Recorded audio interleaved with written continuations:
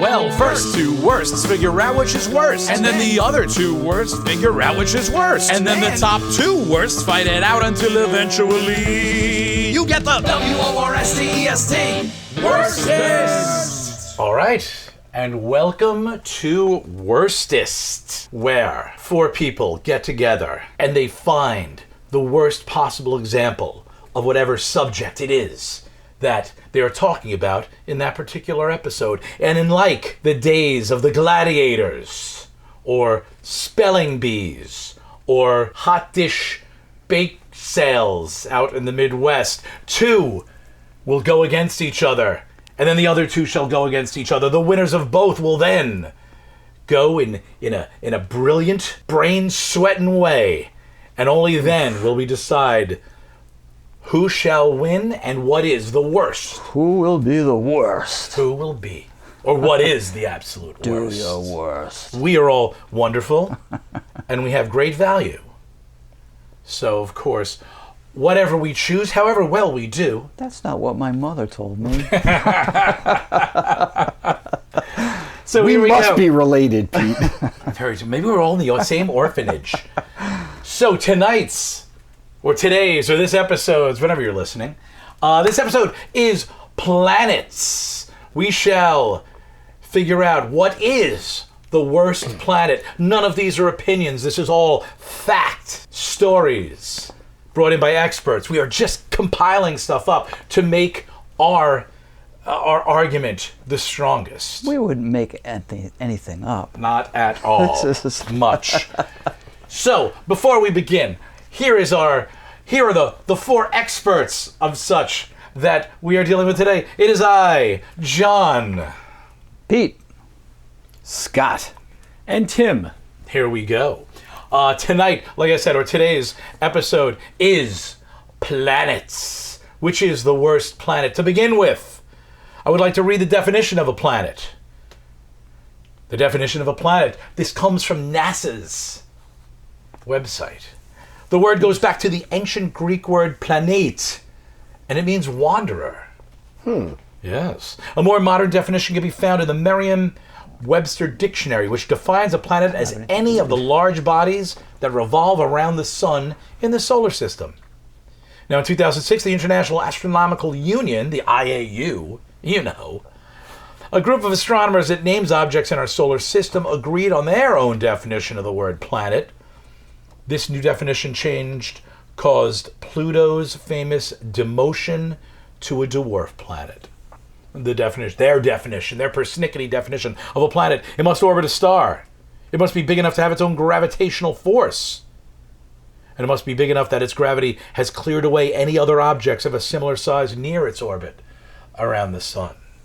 This is why Pluto got thrown out a few years ago. Now, if you are of a certain age, you learned that Pluto was a planet, and in deference and remembrance of Pluto, Pete will right now just read a short, what is it called? I think it's an obituary. Yeah, basically it is. It is. This is the obituary for Pluto. Hang your heads in respect. Pete, take it away. Okay, well, here it is. The question is, what happened to Pluto? Pluto used to be a planet, but what happened? And why? Well, Pluto was discovered in 1930 by Clyde Tombaugh.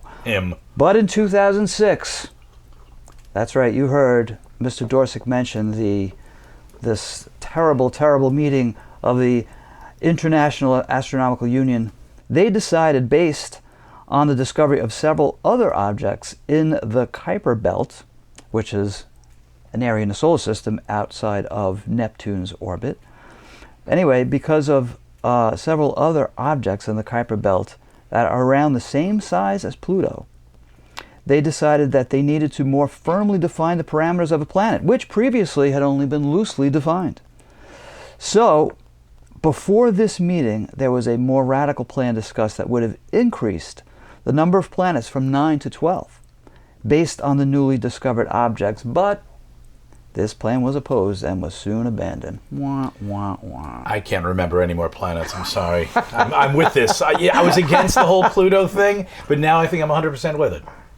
It's true. It's true. And actually, coincidentally, I read some other quotes by some other astronomer, I think sometime later, and he was like, by now there would have been 100 planets, and people would be saying, what the hell, what were these people doing in 2006?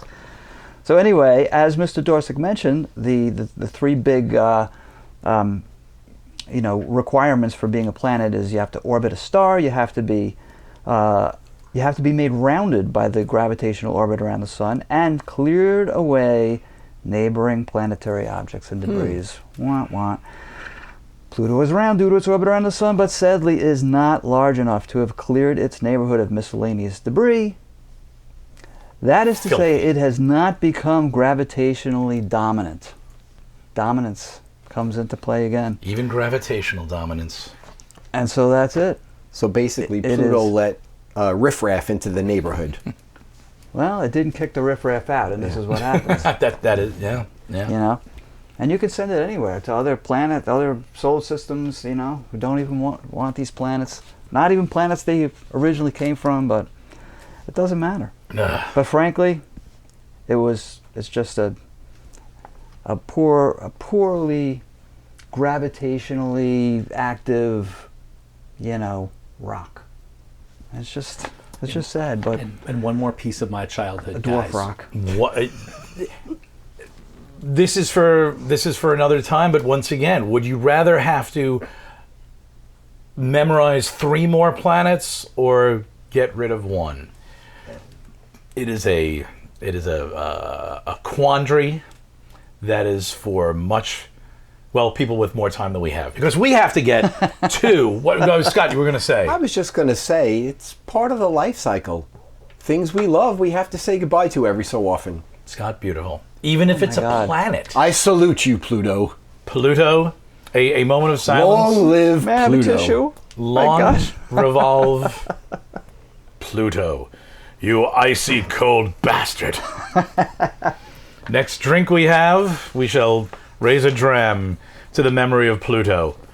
But that won't be for a while, because we have to get on with learning and then figuring out which is the worst planet in the solar system. Right now, it begins. The first part of today's debate, may I say educational sojourn, will be between Scott, who is bringing Mars to the table. A terrible planet. It No ain't doubt. good. And Pete, who has the mercurial Mercury. Which, if I may say, is the worst planet. We shall see. So, without further ado, let it begin on our initial episode, our initial debate. This is very exciting stuff. Scott, are you ready? I'm willing to kick things off if you guys are ready. Kick that sweet stuff Okay. off. Take it away, Scott. All right, so as you mentioned, John, I am putting forth my belief that Mars is the worst planet in this solar system. Thought it might be nice if I lead. I'm going to try to make it right now, my friend. There you go. So thought we'd start with a few facts, also from NASA. Okay, Mars happens to be the 4th planet from our sun. 2nd smallest planet in this solar system. The only one smaller is Mr. Mercury. The Mars year, twice as long as ours, about 687 days or 1.88 Earth years. Oddly enough, the Mars day is pretty much like ours on Earth, just a little over 24 hours. Some other similarities. Mars's axis of rotation, it's tilted at 25 degrees with respect to the plane of its orbit around the sun, very similar to Earth. We have an axial tilt of 23.4 degrees. So Mars has distinct seasons, but they last longer than seasons here on Earth, since Mars takes longer to orbit the sun. It's further away.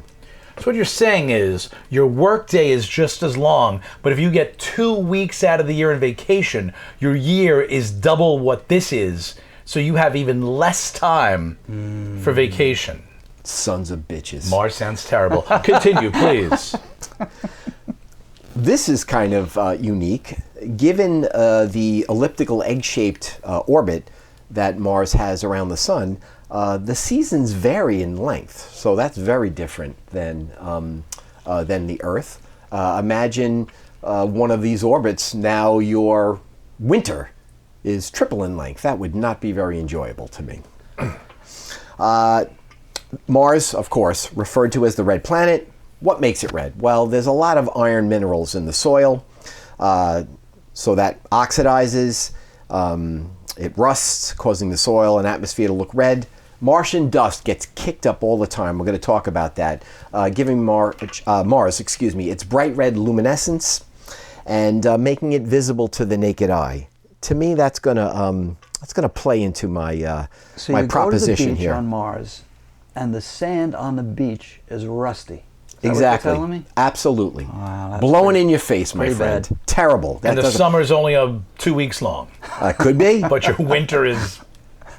That's speculation. I don't mean to. Now, check this out. But could be. We're talking about the seasons. Let's talk about some of the temperatures you might experience on Mars. Temperatures can be as high as 70, 75 degrees Fahrenheit, and as low as minus 225 degrees Fahrenheit. That's quite a swing. That's old man Kelvin's neighborhood. Turns out that part of this is due to the atmosphere of Mars being so thin, the planet just does not retain heat very well.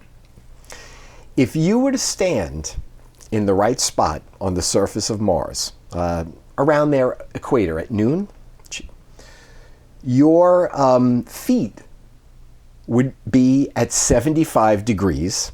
Sounds delightful. Okay? Yes, and your head would be stuck in winter at 32 degrees. Not sure what's going on around your waist, how the boys are feeling at this moment. Okay? Better keep low. I mentioned the dust storms. I would definitely squat on Mars. I'm telling you. You could dress like shorts guy and you'd be fine. You could be wearing a coat or a sweater and then just shorts. Well, heat makes a lot rises, of so the sense. shorts, if they're spread from the legs, they can kind of keep things a little warm in your undercarriage, right? Very true. All right. So lots of wind on Mars, and that's what helps to kick up all of this dust. There can be dust storms that cover the entire planet and last for good portions of the year. Doesn't sound all that pleasant. One maybe nice thing about this planet is there is water. It appears to have had a very watery past with its ancient river valley networks, deltas, lake beds, but it's not liquid water. It's all frozen, tucked away, not very useful to people like you and I. Water can be found just under the polar regions. It's kind of briny, and that's it. That's what I got to give you, the basics about the planet. Now, here's my premise about what makes Mars the worst. I'm looking at Pete as I say that. Mars is the worst because of our, as a people, as a species, our fascination with it. Throughout human history, we've all people have been enamored with the sky. But I think you could argue that after the sun and the moon, Mars has probably been the most inspiring and engaging object out there. Why? Let me make my case. I think proximity has something to do with it. It is relatively close. Did a little research on this. Incredibly confusing for somebody who is not very math and physics smart. But with all of these objects in our solar system moving constantly, our position towards to each of them, or orientation towards any one of them, is constantly changing. But at some times, Mars alternates with Venus and Mercury as the closest planet. Spends a lot of time as the closest planet. To us or the sun? No, to us, my friend. Okay. Oh, he's a Mercury. That's I'm telling you, this some is crazy. Mr. YouTube told me this, Well, so I have to believe it. You did your research. I certainly did.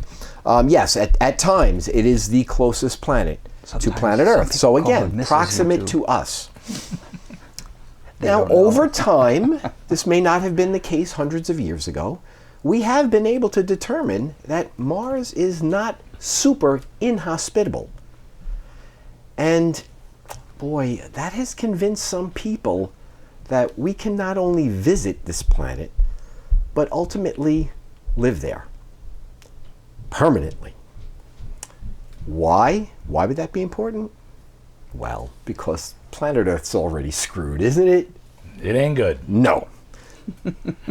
You guys remember The Shawshank Redemption? Who could forget? I mean, a great film, right? Wonderful story.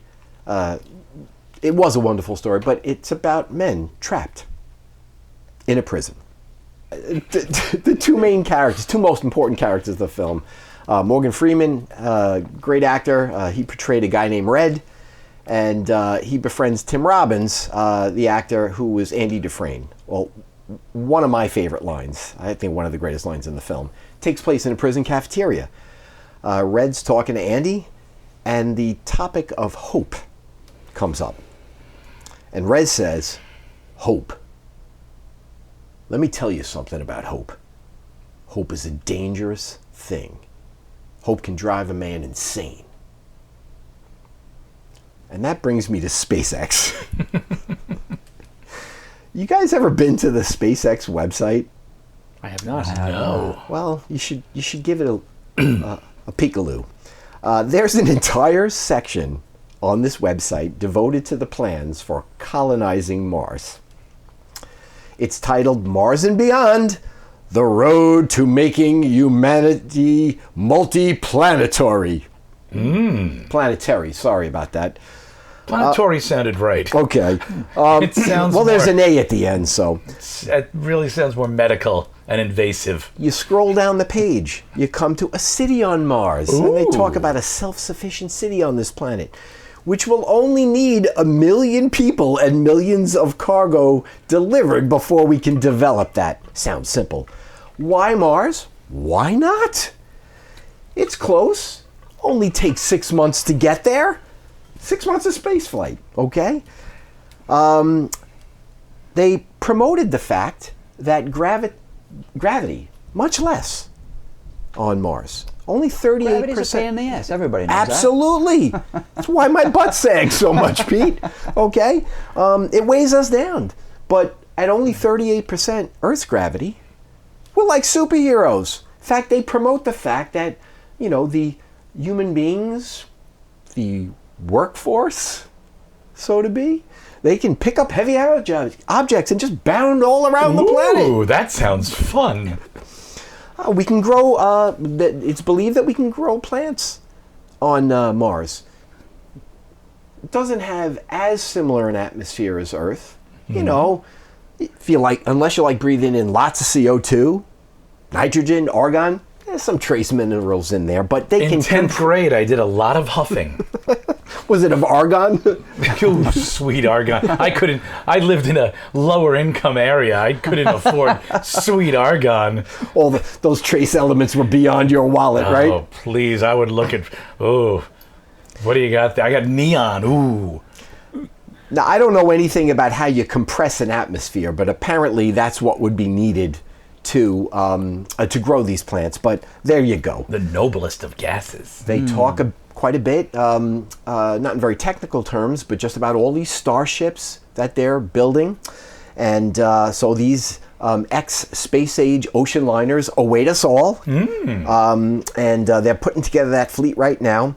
And they're trying to send their first mission to Mars in 2026. So it's right around the corner.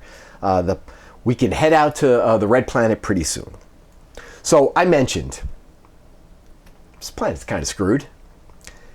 You hear some people say that, and they rattle off a bunch of items that any of us would be concerned about. You know, how do you make the case that we got issues here? Well, we got wars, changing weather patterns, disease, poverty, lots of starvation, some racism, got failing governments, I won't say anything more about that, greed, lack of human kindness and compassion. Let's not forget They the don't stupid... have any of that on Mars. Not yet, Pete. Not yet. You're helping me to make my case, friend. Okay? Lots of stupid people. And, They don't have oceans, so you couldn't have Love Island. Well, but see, here's the thing. I have to add problems that we have. Mars is now one of them. It is.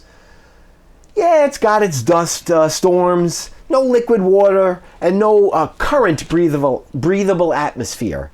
And sure, from a temperature perspective, my feet are warm, my nuts are kind of cool, and my head's freezing. But at least it's not Earth, right? That's where this is all going.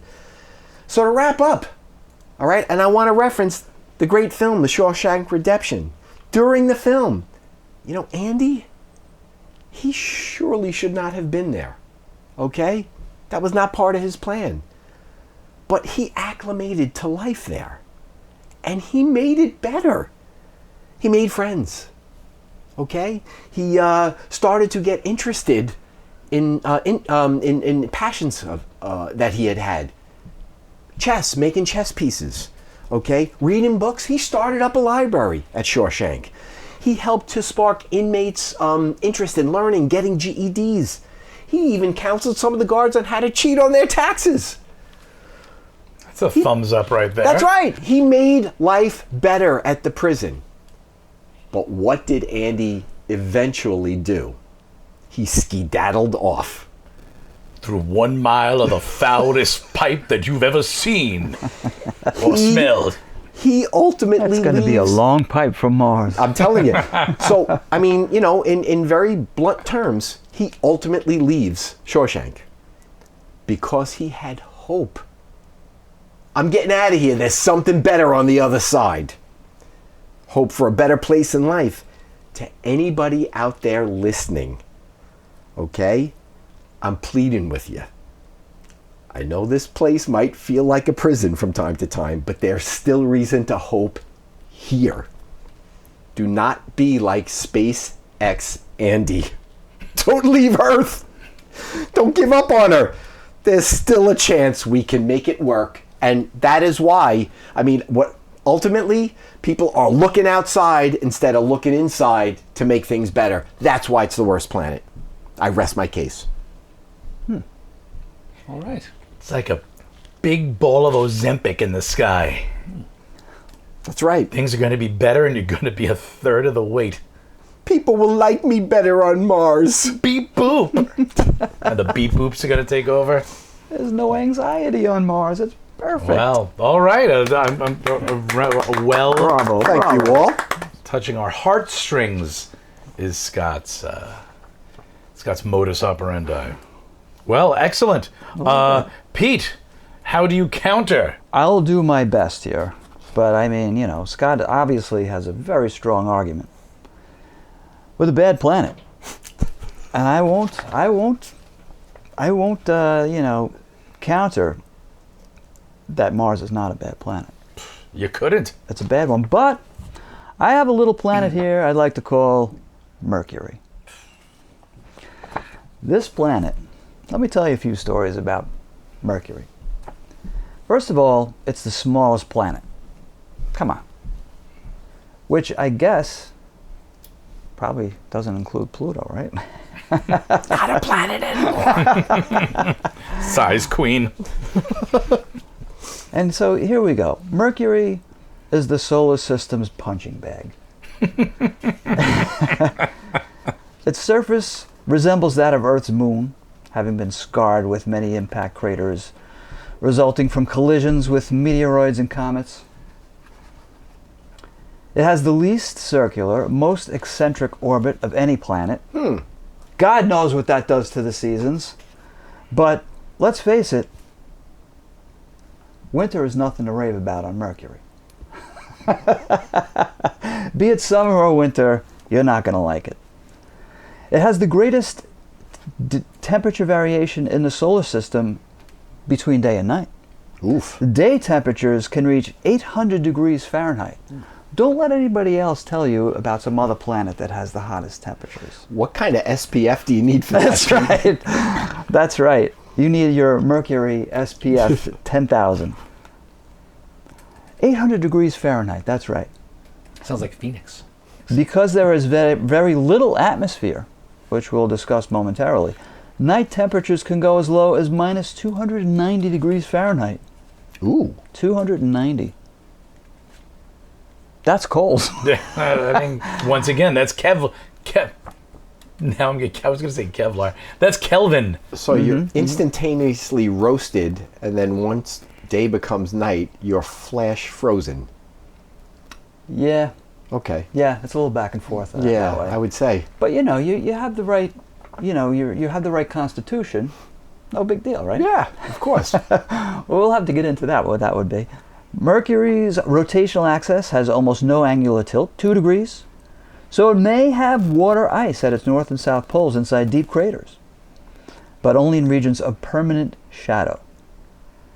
There it could be cold enough to preserve water ice, despite the high temperatures on sunlit parts of the planet. Now, about the atmosphere on Mercury. There is an exceedingly tenuous atmosphere made up of atoms blasted off the surface by the solar wind and by striking meteoroids. Now, first of all, what kind of atmosphere is this? Come on.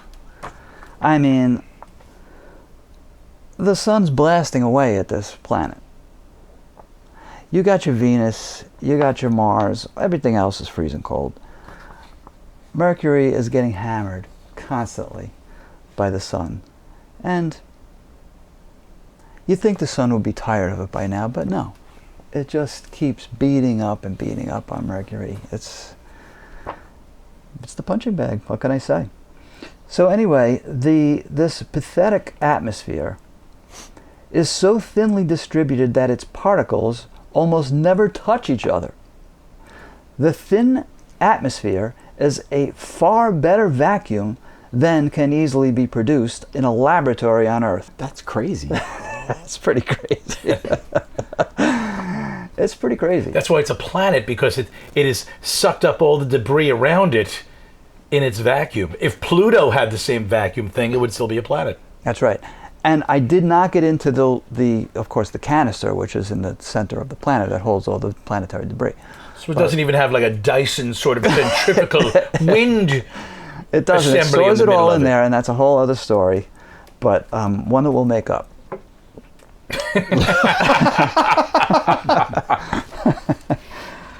Okay, so its rotational period is 59 Earth days, and its orbital period is 88 Earth days. So this means, and this is again a little bit mind-blowing, right? Because the planet is whizzing around the sun at a speed comparable to its relatively slow rotational speed. It means that at any given point on Mercury, the daylight lasts 88 Earth days, and the night lasts 88 Earth days, which means that at one location on the surface, successive sunrises occur every 176 Earth days. So the full day on Mercury is actually twice the length of its year. Come on. That's messed up. Full day. It is messed up. You don't get many breakfasts. Not at all. Terrible. I can't live like that. I know, and I love my sugar-coated mini wheats, and what am I to do? You can find hardly any of them on Mercury. Oh my God, you think you're getting a deal. You get a hotel. Oh, breakfast is included. Oh, yeah, every couple of years. Right. Old man Hilton's going to be building something there, too. Sons of bitches. So, I'm brief about my description of Mercury, which is, as I like to say, the worst planet. But I'll just say, you don't hear anybody talking about settling on Mercury because it's a piece of garbage. Nobody wants Mercury. It's being assaulted by the sun on a regular basis and being, let's just say, ignored by the rest of the planet because it's just small and beaten up on by the sun. And the vision I have in my mind of living on Mercury would be like the guy from that Memorex commercial with his hair being blown back by the sound. Oh, the cool-looking dude sitting in the chair? That's what it is. You're on Mercury getting blasted by the sun, and yeah, you're not really liking it. So, yeah, so there it is. Side note, Peter Murphy from Bauhaus was in the British ads. That's who was sitting in that chair. Really? But we never Yeah. saw him in America. No. He's never been on Mercury either. It's an iconic ad. It really It is. is. But anyway, there it is. I argue, and I think fairly formidably, Mercury is the worst planet. You made quite a case there. How long is the year, the rotation around the sun? It's 88 days is that's the orbital period. How old does that make us if we were on Mercury? God, I don't even want to think about it. Exactly. Oofa, yeah, that's. So Tim, we have a big, very arduous task right now. We have Yes, to we do. choose, and of course there are no ties here at Worstest. No, there will be a winner and a loser. There is a winner and a loser. There can And, only be one worst planet. That's right. So and between the two of you, we have to choose right now We have before to get you a and I go. consensus on this. So, what do you think? Who has? Good luck, Scott. Who has? I'd like to side with Pete on this. I think Mercury, it's small, it's completely inhospitable. Mars has always fascinated me because we've got probes there. The Viking probe went there, I believe, in the late 70s. He's making my case. You can see it. It's interesting. And it may be a long time before we can inhabit it. But Mercury just seems so impossible and tiny that it's an afterthought. I have to say, I loved Scott's idea that hope makes it the worst, because hope will crush you sometimes. Listen to Red. It is why much of my income is spent on lottery tickets, and that's why I regrettably I have to go with Pete on this one also. Yes, yes. Hope Both well done. Well done, both sir. incredibly well done. I love learning about Mars, but Yes. I can't say it's the worst. Yes, It's quite all right. yes. So now Some have to Pretty fall. terrible. Pretty terrible. it ain't good. And I always was fascinated when I learned in school that Mars did get into the 70s temperature-wise, thinking, wow, that is very much like Earth. If you're a toenail, you're cruising. Yeah, there was that sense that you could actually stand around on Mars and not be too hot or too cold. That's not so bad. All right. So now it is between Tim and I. Tim. Yes, John. What have you got? So I'm going to go with Jupiter as the worst planet. And I'm going to look at Jupiter through the eyes of the ancient Greeks. Ooh. Jupiter, of course, as just about everyone knows, is the largest planet in our solar system. By the way, I was wondering why you were naked and wearing a toga. Well, that has nothing to do with this. I'm going to a party right after. I figured I would just save some time. I'm never invited to the good parties. I'm trying to put a good word in for you, John. Please do. So I'm taking this information from the NASA Solar System Exploration website and Scientific American, a rather august publication. Jupiter, of course, is the king of the gods, the destroyer of the Titans. It rules over heaven and earth, according to both Greco-Roman mythology. The Greeks and the ancient Romans are very similar.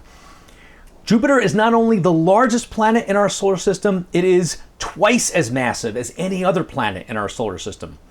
So this is rather fascinating. But the reason I'm putting Jupiter as the worst planet is, well, no one likes a bully. And Jupiter is a bit of a bully. You know, he takes his size and he kind of just throws it around. It is what's called a gas giant. It is the fifth planet from the sun. Most people are aware of its famous Great Red Spot. That is a centuries-old storm. That is the width of the Earth, which is kind of amazing to think how large that is. The entire Earth could fit in the Great Red Spot. It has winds that blow up to 400 miles per hour. Jupiter's swirls are actually clouds of ammonia and water that float in an atmosphere of hydrogen and helium. It's surrounded by 53 moons, which is extraordinary. And people who are into astronomy are aware of Jupiter's more famous moons. Europa, probably being one of the most famous. They're actually a lot more interesting to talk about than Jupiter. In 1610, Galileo, using his new invention called the telescope, he spied Jupiter's moons. The first time moons other than Earth's were spotted in the heavens. And this brought conclusive scientific evidence that all heavenly bodies did not orbit the Earth, as was previously believed for centuries. So, why is it the worst? Well, you would think that because it's so huge, it would be intriguing, a planet that would be interesting to study, but it's really not. There's really not much to it more than that. It's kind of like the person in the room who takes up all the attention. They just keep talking, and no one wants to interrupt because maybe they're famous or powerful or rich, and no one wants to You mean like right now? interrupt them. Well, possibly, yes. And you can't even land a landing craft to take pictures because the surface is too inhospitable.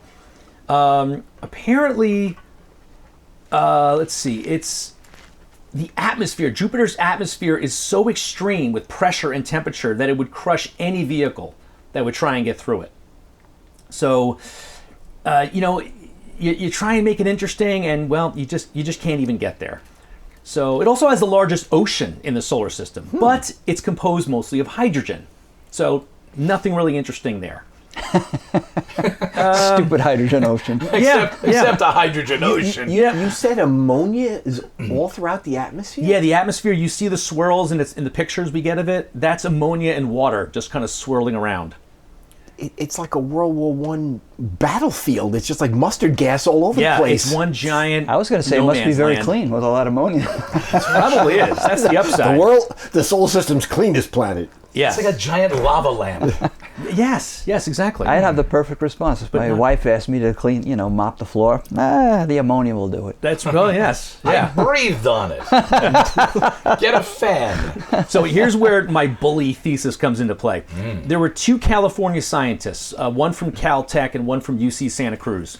They have posited that early in our solar system's history, Jupiter began flinging off massive chunks of material that bombarded not just one, but perhaps several planets in the area. It's known as a grand attack, and it might have also destroyed the dinosaurs.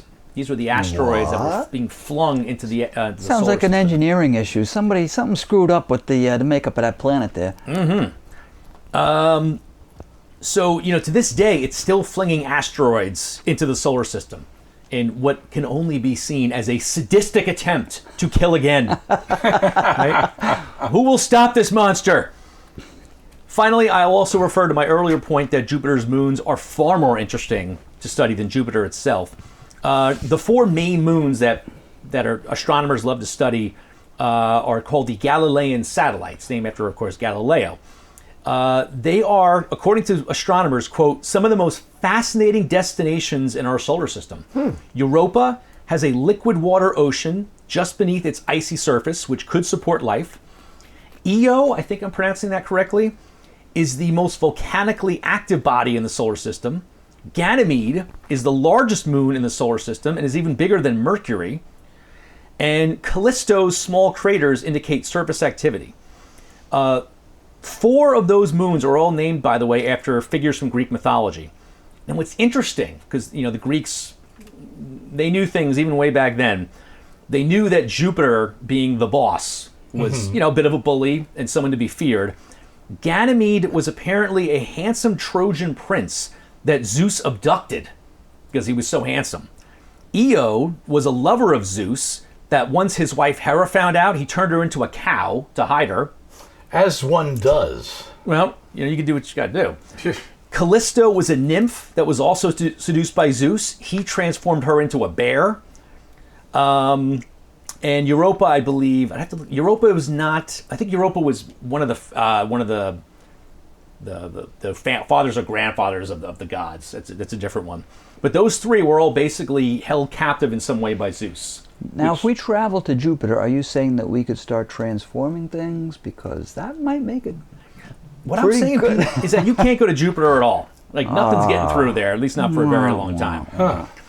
So, anyway, that's my point, is that I think Jupiter, even though it seems large and interesting, there's far more interesting people around, or people. bodies around Jupiter that are worth discussing. And that bigger isn't always better. So my take is that Jupiter is the worst. Excellent. Beautifully done. It Beautifully sounds done. terrible. I hate that stupid planet. It sounds like if you were Jupiter's neighbor, they would not be very kind to you. You wouldn't want to be Jupiter's The neighbor. music would always be too loud. They're throwing their garbage at you all the time. They probably let their dogs go to the bathroom in your yard. Terrible. You don't want to live anywhere near Jupiter. No, coming out with its cell phone, complaining that you're parking 3 inches over on their property. Oh, God. Yep. With its big eyes staring at you. That's Jupiter. Ugh. Take your garbage cans in already. Well, excellent. Well done. Well done. Thank you, John. Now, I would like to make... What do you got, John? Well, Scott, I don't have anything. Being that we are the world we live in, the thing that really pushes, I don't know, pushes the zeitgeist, defines the zeitgeist, is entertainment. It's what we live on these days. Films, whether it be streaming or sometimes once in a while in the movie theaters itself. It's films that dictate our tastes and sometimes our moralities, and certainly, sadly enough, very malleable truths. So right now, I'm not going to say anything. What we're going to do, we're going to watch a scene from, may I say, an incredibly written film. Incredibly written, riveting, and exciting. We are now going to watch or listen to a scene from a film called Where You Goin'? Space! I'm going to read a bit of it. Or I'm going to read the outline for it, the treatment, as one might say. An exciting film about space exploration, the hero's journey, and our place in the universe. The characters we'll meet today is Muncho, a sentient chocolate croissant, played by Tim. Jax, a tough-talking 19-year-old New York City Uber driver who was mistakenly beamed aboard in the same accident that brought life to Muncho, played by Scott. Captain Krasdale, handsome, Oh, yes. very logical captain of the starship Urkel, who eats to cope with stress, Who's playing him? Played by Pete. played by Pete. And of course, the adorable, never invited to the cool parties like Tim is, AI bot, the onboard computer who is linked to systems all over the universe. Who's playing AI bot? That's me. Hey, Jean. Thank you. Scene 27. The starship Urkel, still badly damaged from the solar flare that brought Muncho to life and Jax on board, needs to land to make repairs. Damn it all anyway! First my lunch is interrupted by that solar flare, and now I'm crippled by guilt for wanting a snack. Sortez, Captain. I'm my own man now, and things are gonna change around here. 7 minutes late for a Guggenheim pickup, and I just got a 1-star rating. You space betas are getting me all skibibbied up here with the Uberman. Son, you'll have a rating of done if we don't get to the Krepler shields repaired soon. We need to find a planet to land on, and fast! Well, let's get back to Earth. Put the fries in the bag. I got money to make. No way. It's lunchtime down there. I didn't suffer through a blast of electromagnetic solar radiation just so I can get gobbled up by someone justifying a cheat day because they used the stairs this morning. I know my sweet delectable worth. I'm wanted. I'm wanted bad. You don't even know. Let's see if there are any nearby planets we can make a landing on. This is such an Ohio sitch. Didn't you cover the solar system in grade school? Yes, Gavlax 5 and its 17 outer ringed systems. Jeez. Venus is right next to Earth. We can land there. Do they have those cute red-rimmed cafe plates I can luxuriate on? It's been a dream. Let me check with AI bot. Oh, you don't want to go to Venus? I didn't ask you yet. I know. Creepy, isn't it? By the way, I ordered a set of red-rimmed cafe plates for you, Muncho. I charged the StarFed account. Merci, AI bot. I'm the captain, and I will make the decision if we go to Venus or not. Convey Venus information now using neutral opinion download protocol. Okay, but you ain't gonna like it. Venus. Venus is about the same size, has a similar terra firma structure, and has the approximate same gravity as its nearest neighbor, the verdant, teeming with life planet Earth. Go, Earth! That's where the similarities end. Oh. First of all, its rotation and revolution is a mess. I said use neutral opinion protocol. I am. First of all, its day is longer than its year. What? It takes Venus 225 of your Earth days to travel around the sun. Nice. But it takes 243 Earth days to spin once on its axis. One Venusian day is 243 Earth days. Also, it's the only planet to spin clockwise. Every other planet in this solar system rotates counterclockwise. We don't know why, but we know why it spins so slowly. Its atmosphere is so dense and heavy, comprised mostly of carbon dioxide, that it weighs 93 times what the atmosphere on Earth weighs. It literally weighs the planet down so much that it can't move. Like an all-you-can-eat manicotti dinner. But this would poison you and then crush every blood vessel and alveoli in your lungs. Like I said.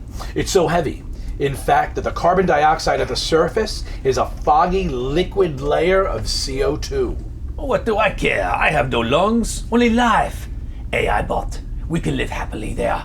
You can order for me red rim plates and asparagus forks and demi-tasse cups and charge it to the StarFed. Not so fast.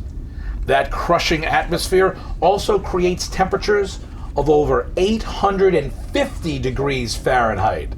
It is the hottest planet in this solar system, much more than Mercury, which is much closer to the sun. The Russians have sent several probes which landed on its surface. Only one lasted more than an hour. That one lasted 2. You, my flaky pastry, would be incinerated in seconds, as well as I. No, I have grown to love you and love myself as I am now. If you think there may be rain to cool you down, there is sulfuric acid rain, which is driven by winds up to 450 miles per hour, almost 750 kilometers per hour. If you were there, you would be crushed by the atmosphere, and then your skin would be flayed off of your bones, and then your bones themselves would turn into a puddle of mush from the sulfuric rains. Now, Venus has a very similar structure to Earth. A core, lava, magma, and a rocky crust surface. But where Earth has tectonic plates that help dissipate heat and seismic activity, although there is some, in addition to volcanoes. All Venus has is volcanoes. At least 1,600 of them, some 65 miles or 100 kilometers wide, covering the entire planet, spewing lava, heat, and sulfur into the air. It is so terrible that Venus has no moons. Nothing wants to be anywhere close to Venus. Interestingly, it wasn't always like this. There is evidence that there was once water, possibly a lot of it. Unfortunately, something happened on Venus where a huge amount of gas was released into the atmosphere and couldn't be reabsorbed by the rocks. On Jax's Earth, there have been examples of large-scale outgassing. For instance, the creation of the Siberian traps 500 million years ago, which is linked to mass extinction, but nothing on this scale. It completely transformed Venus. This CO2 atmosphere created a situation where the temperature got hotter and hotter and hotter until all the water boiled away, leaving Venus a deadly, Dante-like hellscape. The environmentalists of Earth have used what happened to Venus as a dire warning that if their CO2 levels and ocean temperatures increase, the same fate could await Earth. Yet, no one who could actually change that inevitable future cares. And that is the most haunting part of Venus. It sits hobbled in the sky, spinning backwards, telling Earth what may befall it, and like the Greek tragedy of Cassandra, it is cursed with the power to know, but no one shall believe. There, I fixed it. What? Yeah, while Robo-Snooze was babbling away, I threw some duct tape on the Krepler shields.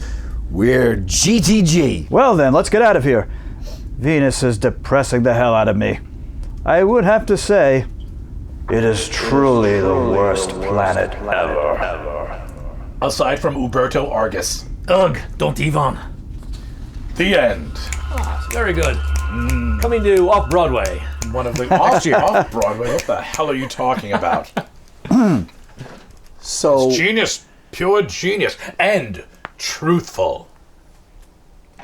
why did he point at me when he said that? It was just a point. Don't worry about it. So, Pete, we have a task now, As right? always, a tough decision to make. So, I don't know if I'm ready to make a decision yet, but here's what's rattling around in my skull. We've all been bullied in life. Nobody likes a bully. And Jupiter sure sounds Presented like as a bully, a for massive, sure. massive bully. Yeah.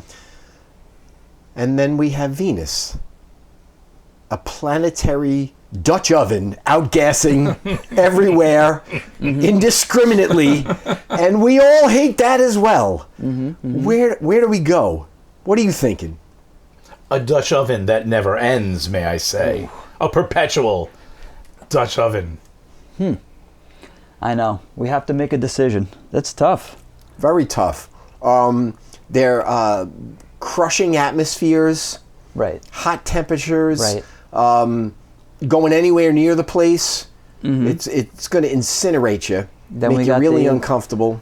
We got the giant planet. We didn't actually have mention of the surface, but I know that Well, I think what almost was said. entirely atmosphere. Yeah, it's just gas, mess. swirling gases. Kind of like Venus. This is quite a quandary we have. It really is. Yeah. Venus is like a beautiful woman who farts a lot. That's a real quandary.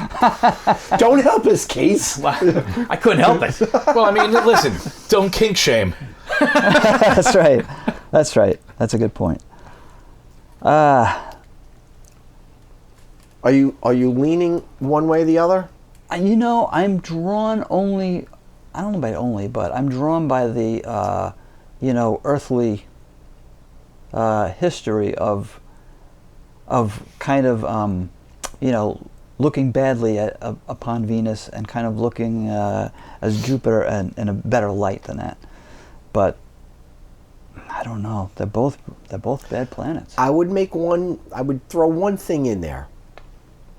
Tim made it clear that Jupiter trying to take the rest of us out. It's putting us in jeopardy too. That's true. That's not something to take too lightly. That's so, true.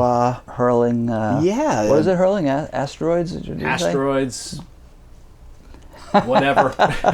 Giant rocks. It's proposed it might have killed the friendly dinosaurs. That's true. That's true. Where are we going to go? I don't know. What do you have a feeling? You have a feeling either way? I'm kind of looking over at Jupiter. That extreme gravitational pull. It's dragging me in a little.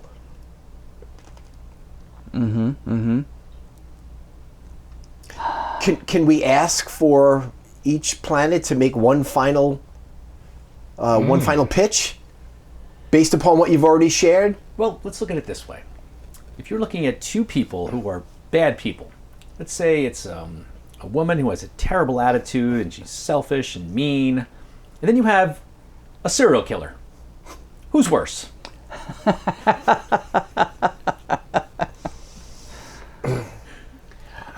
AI bot, what you got?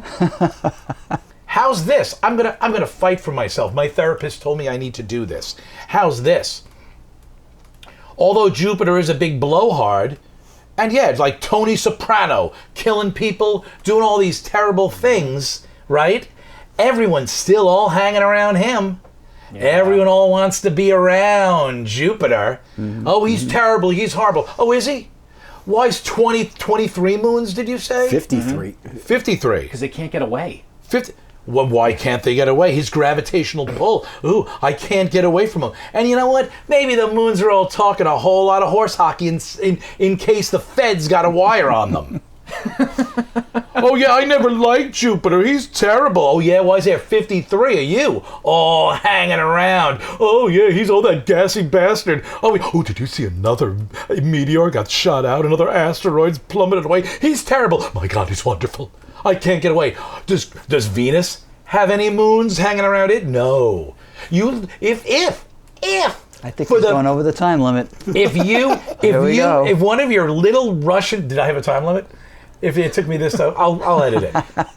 If one of your little Russian probes in the 33 minutes, that tin can, that big giant metal probe that Russia has, in the 33 minutes it has before it is desiccated and melted away by sulfuric rains, in the 33 minutes it has to explore the outer world, the outer space world of Venus, will it pick up a single moon? Oh, it shan't. And why? Because no one, not even giant bulbous rocks, want to be anywhere near Venus. Not like Jupiter, big, beautiful lava lamp Jupiter. With its 53 hangers-on, like Andy Warhol's factory. I would call them hostages, not hangers-on. They have no choice, John. You're blaming the victim, I think. I don't look at it that way. And my opinion is more important here. Let's let these two neutral observers decide. This Also, by has the set way, a new light on it for me, though. Also, Michael Jackson had his film Captain EO, which is one of the moons, and we know about Michael Jackson. So, if you want to sally up... Wait, you're going to make your case with pedophilia? I am. Oh boy. Because as we've seen, they travel in packs, possibly all of those moons all around Jupiter. I got to check a couple flight logs right now. Never convicted. I'm thinking that, to me, Jupiter sounds like a mafia don, and the moons that are orbiting it are just wanting a little bit of the action. And of course, they would turn against Jupiter if they had the chance. But hey, if you can get a little piece of the action, why not? So that's what I'm thinking there. So yeah, they're pretty solid. I think I'm apt to go with Jupiter also. Did I just make your case? It's possible. The idea that his planet could wipe our planet out, that kind of pushed me over the edge. So yeah, I'm gonna. Are we agreed? Can we shake on it? Okay. Jupiter. All right. All right. Well done, Tim. Thank you, gentlemen. Although I have lost... Jupiter is a terrible planet. It sure is. I might have lost the round, but I've gained insight and knowledge. I think I'd also like to add that I didn't want Flatus to win out the day. So that is true. I can't blame you. I had notes here. So our winners, the ones who are going head to head right now, is going to be Tim and Pete, right? Yep. So Tim and Pete. Wait a second. Okay. This is a David and Goliath story we got here. Yes. Oh my goodness. The giant versus the mini me. That's a good point. The planets. largest and smallest of our planets. Good point. What an amazing battle. It is truly David It and really Goliath. is. It's true. It's true. Well, I'm just... Pete, make your second... I will go for it. I will just say that I pretty much shot my load in the first round, but what I'm here to say... That is so Pete. ...is to reiterate the terribleness of this tiny planet being, just bullied by the sun, beat up upon, bombarded with solar radiation, and there's just nowhere to go. It's just, sure, you can go to the night side of the moon for a few days, but a lot, that'll only get you so far. And it's just if you were to, for some strange reason, decide that you wanted to be on the surface of Mercury, my God, it would be an assault, and it would be a losing battle. Well, Tim, your second round. What do you got? I will conclude with a couple of points.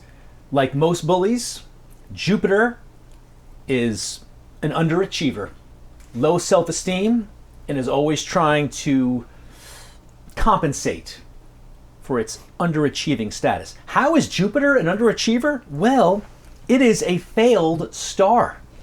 Apparently, Jupiter has enough mass and components to become a star, but it failed to grow large enough to ignite. So there you go. It's an underachiever. It's a frustrated planet with a chip on its shoulder. It's taking it out on everyone else. And finally, Jupiter's, in Greek mythology, once again we'll go back to Greek mythology, Saturn is Jupiter's father. Well, if you look at the Greek mythology, Zeus's father is Kronos, time. The Romans have a different take on it. There Saturn, we go with the gods. Yeah, well, it always goes back to the gods, right? The ancients knew. Saturn apparently is responsible for the hydrogen in our atmosphere. So Earth's wealth, pleasure, and plenty eventually actually comes from Saturn and not Jupiter. Saturn, of course, is the second largest planet. And so I found this online from the Scientific American. They said, the next time you look up at the heavens, uncrushed and uncooked, Thought he was going to say Weekly World News. beneath the clear, hydrogen-free sky, don't thank your lucky stars, thank Saturn. Right? So Saturn's a real hero here. And Jupiter is just hogging all the attention. So I will conclude with that. So, John, this is between you and I now. You and I. So, that second explanation from Tim was all Greek to me, but and I love me some Pete and therefore some Mercury, but I have to say, Jupiter makes quite the compelling case for being terrible. Never got off Broadway. Never made it to be a star. Jupiter's like the Fantastics. It gave us Jerry Orbach. That's really about it. And Jupiter gave us Europa and Ganymede. And we wouldn't have the Thomas Dolby song. I've been waiting for somebody to bring that up. Thank you. I'm Scott. I think we're like-minded here. I think we're very like-minded, and I hate it because once again, that ne'er-do-well, loser of a bully, underachiever. I love that. Underachiever, pantsing me in the playground once again. He pantsed me. He pantsed me with Venus. He pantsed me again. That son of a bitch throwing rocks at me, just like in 4th grade. Jupiter, it is. Yes. Jupiter, it is the winner of the worst planet. That underachieving, big red eye, Fantastics is Jupiter. Ammonia-filled, and it's not even clean. It's awful. It's terrible. It ain't Just awful. It ain't good. So, for those who have spent the hour with us, thank you very much. And you now can live your lives knowing that you know what the worst planet is. That worst planet, Tim? Jupiter. Beautiful. Thank you all so much for hanging with us. And so, being that we figured out what the worstest was, let's cleanse our palates and go around and just a real quick bestest. What's the bestest thing that has come to you this week? Tim, start it off. Well, for me, the bestest thing was also the worst. I was boogie boarding off of Fire Island. Not on Jupiter. I caught a wave, and I was thrown off and went headfirst right to the sea floor. And I thought I was going to break my neck. Oof. Instead, I scraped my face up pretty badly. I got a little neck strain, but I'm here, I'm walking, and I'm okay. But it was very scary. If you want to see the physical remnants of that, go onto the website, and there will be a picture of Tim. And yeah, it looks he's all mess. He is as sexy as his depiction of Muncho was. The ocean is not a swimming pool. No, that was a wake up call. Yep. So that's the best thing that happened to me, is that I'm still here. Yeah, well, I just want to first mention, and then I'll get to my bestest thing, is Tim, when I showed up, I kind of saw you, and I was wondering what the heck happened. That sounds terrible, but so glad you came through. Boogie boarding, huh? Yeah, that's the last time. All right. Okay. By the way, speaking of Greek mythology, I'm not very superstitious, but the day before I was in the ocean with my son and my nephews. Did you find Taboo from the Brady Bunch? Oh, well, even better. The house we were renting has this sort of hanging statue of Poseidon, with the trident, right, as a decoration. And in the ocean, I was joking with my son and my nephews that, oh, I challenge thee, Poseidon. I challenge thee right now. Bad move. And the next day, I got flung off the board and hit the floor. Were you holding a banana? And all I could think of is Poseidon was basically, saying, "Oh, sorry, what was that you said? I couldn't hear you. Your face was in the sea floor. Why don't you say a little louder?" And I'm not very superstitious, but I thought that was a very odd coincidence. I was going to say, Poseidon. yeah, that's crazy. Well, quick recovery. Oh, yeah, thank you. So Poseidon. The first thing that comes to my mind actually happened early yesterday evening. My wife texted with Matt, my son, and she's like, "Hey, come on, give us a call. We haven't seen you. Haven't chatted in a bit." Hung out on the couch, did the whole FaceTime thing, and he's just doing great, and I felt great as a parent, so just catching up with him was, I think that was a great way to cap the work week for sure. Beautiful. Nice. Beautiful. Pete? Thank you, kind sir. I think the best thing that happened to me, you got a good reading on me? You're perfect. I think the best thing that happened to me in the last week was, 1 week ago, I had a little surprise party and had a lot of friends and family around, and it was a really good time. And it's just nice to be around good people and have a good time, and nice. very much appreciated it. He loves us. Nice. Yeah. What is my? In all honesty, I think my bestest was I sat down without a single idea for where you go in space, and after some self-loathing, I came up with this fantastic little ridiculous script, and that made me happy, especially when I changed Muncho from a ham and cheese sandwich to a chocolate croissant. I think it captured the blatant sexuality. It's a good artistic touch. It's truly, when it comes to sentient foods, the raw sexuality of a chocolate croissant cannot be equaled or certainly not bettered. Awesome, fantastic. This is beautiful. Thank you all for listening. And there we go. Once again, worst planet, Jupiter. Fantastic. Thank you. See you next time. See you next time, you crazy kids. Bye.